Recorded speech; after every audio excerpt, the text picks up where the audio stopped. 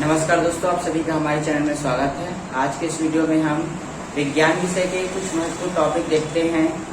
इस वीडियो में हम दर्पण पर आधारित जो भी सूत्र उपयोग होते हैं उसे देखेंगे और साथ ही उसके जितने भी आपके चिन्ह परिपाटी चिन्हों को आपको किस प्रकार उपयोग करना है उस पर चर्चा करेंगे।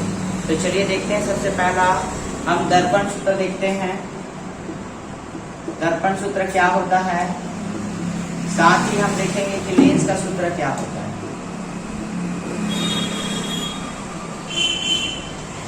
दर्पण पर आधारित प्रश्नों में केवल आपको इसी प्रकार के न्यूमेरिकल मिलेंगे। तो दर्पण सूत्र में सबसे पहला होता है 1/f = 1/v माइनस 1/u।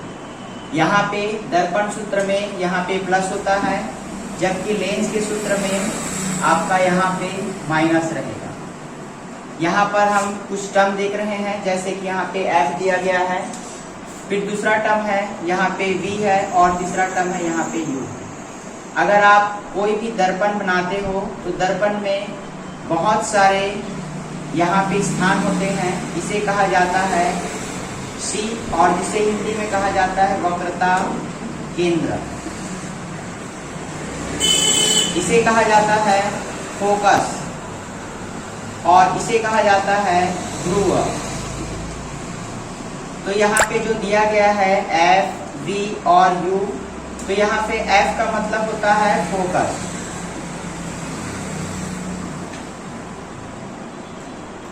ये है आपका फोकस दूरी। इसका मान जो है वो कभी प्लस लिया जाता है और कभी माइनस लिया जाता है। यह निर्भर करता है कि आप किस प्रकार के दर्पण का उपयोग कर रहे हो। अगर आप उत्तल दर्पण का उपयोग करोगे तो f का मान को आपको प्लस लेना है, और अगर आप अवतल दर्पण उपयोग कर रहे हैं तो आपको f के मान को माइनस लेना है। इस तरह आपको याद रखना है कि f का वैल्यू प्लस होगा कि f का वैल्यू माइनस होगा। अब अगला आता है u का वैल्यू, जो कि प्रश्न में दिया रहता है। u मतलब होता है वस्तु की दूरी। वस्तु का ध्रुव से कितनी दूरी पर रखा गया है वह कहलाता है u। तो u के मान को आपको हमेशा माइनस लेना है। u जो होता है वस्तु की ध्रुव से दूरी होती है, जो कि हमेशा माइनस रहेगी, चाहे दर्पण उत्तल दर्पण हो चाहे अवतल दर्पण हो। दोनों स्थिति में आपको u के वैल्यू को माइनस लेना है। और यहाँ पर अधिकतम आपको बोला जाता है प्रतिबिंब की स्थिति ज्ञात कीजिए। तो प्रतिबिंब की स्थिति आपको v निकालना रहेगा। ये v जो होता है वो है प्रतिबिंब की स्थिति। तो यहाँ पर एक वस्तु है, एक प्रतिबिंब होती है। मान लीजिए यहाँ पर हम एक वस्तु ले लेते हैं। तो ये जो दूरी कहलाएगी ध्रुव से दूरी, उसे कहा जाता है वस्तु की दूरी। और मान लीजिए ये प्रतिबिंब यहाँ पर बन रहा है, तो इस दूरी को कहा जाएगा प्रतिबिंब की दूरी। तो ये सारे टर्म्स यूज होते हैं। इसके अलावा एक और सूत्र होता है जिसे m से प्रदर्शित किया जाता है। अधिकतर जो प्रश्न है वो इसी पे बेस्ड रहेंगे। आपको दर्पण पे सूत्र ही ज्यादा पूछे जाते हैं। इसमें आपको u का वैल्यू दिया रहेगा, आपको f का वैल्यू दिया रहेगा, आपको v निकालना है। तो आपको इसको पक्षांतर करके इसे घटा देना है और चिन्ह के हिसाब से आपको व्यवस्थित करना है।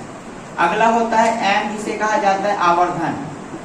आवर्धन का मतलब होता है कि जो प्रतिबिंब बनने वाला है उसकी आकृति कैसी होगी, वह वस्तु से छोटी होगी या फिर वह वस्तु से बड़ी होगी। तो यहाँ पर m के अलग अलग मान होते हैं। अगर m का मान 1 से छोटा है तो उस स्थिति में वस्तु जो है, प्रतिबिंब जो है वह छोटी बनेगी। अगर m का मान बराबर 1 है तो उस स्थिति में यह बराबर आकृति का बनेगा। और अगर m का मान बड़ा है, प्रतिबिंब वह बड़ी आकृति का बनेगा। इसको आपको याद रखना है।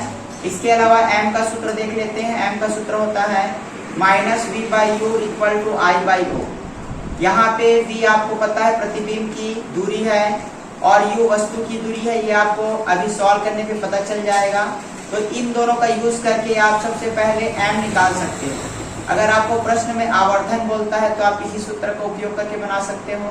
लेकिन अगर आपको बोलेगा कि वस्तु की प्रतिबिंब की ऊंचाई कितनी है, तो आप इन दोनों का यूज करके आपको बनाना है।